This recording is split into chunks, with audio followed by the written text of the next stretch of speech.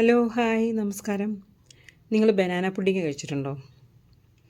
ഞാൻ ഇത്രയും നാൾ കഴിച്ചതിലും ഉണ്ടാക്കിയതിലും വെച്ച് ഏറ്റവും ടേസ്റ്റി ആയിട്ടുള്ള ഒരു പുഡിങ്ങാണ് ബനാന പുഡിങ്.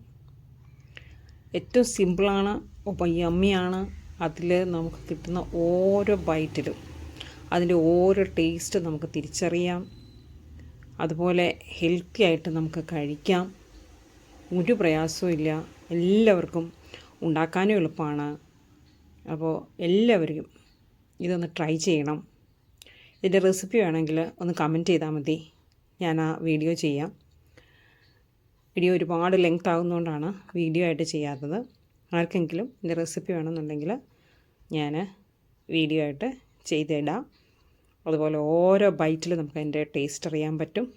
നിങ്ങൾ എല്ലാവരും കഴിച്ചിട്ടില്ലെങ്കിൽ ഒന്ന് കമൻറ്റ് ചെയ്യണം, നമുക്കതിൻ്റെ വീഡിയോ ചെയ്യാം. എല്ലാവരും ലൈക്ക് ചെയ്യാനും ഷെയർ ചെയ്യാനും സപ്പോർട്ട് ചെയ്യാനൊന്നും മറക്കരുതേ. അതുപോലെ ഇതുപോലെ കുറേ ഹെൽത്തി ആയിട്ടുള്ള ഡിഷസ് നമ്മുടെ ചാനലിലുണ്ട്. എല്ലാവരും കാണാൻ മറക്കരുതേ. താങ്ക്